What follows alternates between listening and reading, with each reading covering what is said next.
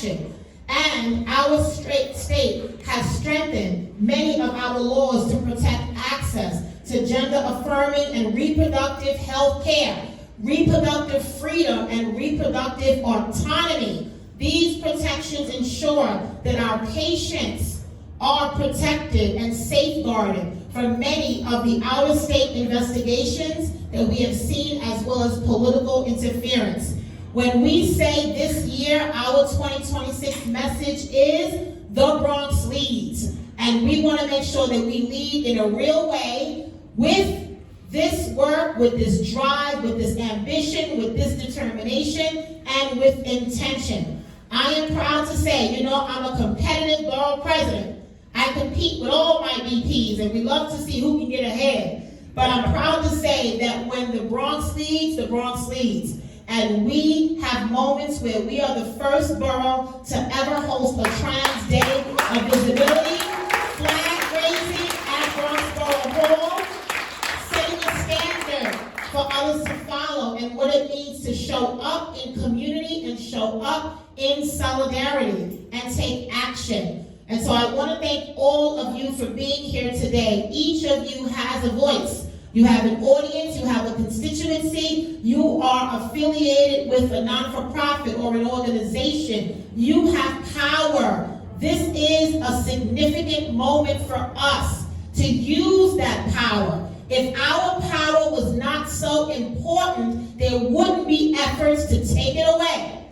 And when we are talking about rights for us, we're talking about rights for who we are as humans, as members of the LGBTQIA plus community, the trans community, people with disabilities, veterans, human rights, union rights, women's rights. All of these rights are now in jeopardy. And so it matters as a city, as a borough, when we take meaningful steps forward in a sign of solidarity. The establishment of the Mayor's Office of LGBTQIA plus Affairs is a dope thing, and I want to commend the mayor for doing that. I saw the presser last week. That is really incredible. And the appointment of Taylor Brown, who represents the transgender community as the first transgender person to ever lead a city office or an agency, and the highest ranking transgender person in the history of the city of New York and our government. That is profound, and that sends a powerful message that representation matters. It matters when government reflects the diversity and the communities that we serve. So let me be clear as we move forward, because you know that we celebrate Pride. We have Pride Month. We have our Pride March. We do a lot of work within our healthcare system. I want to recognize my dear friend, Charmaine. Charmaine, who represents the Bronx Ending the Epidemic Committee.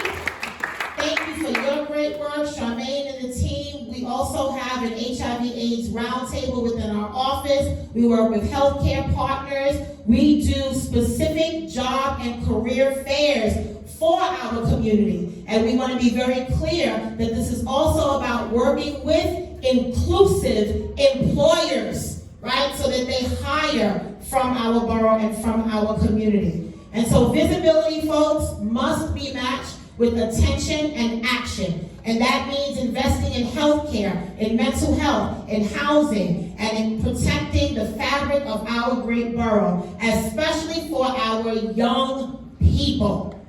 Everyone should have access and opportunity to safe communities that not only keep you safe, but also invest in our people. And so we will lead this borough with compassion, with commitment, with purpose, with passion, and we will strengthen our borough as a whole and provide the equity that everyone truly needs. To everyone that is a part of our task force and all of our advisory boards, thank you. I look forward to partnering with you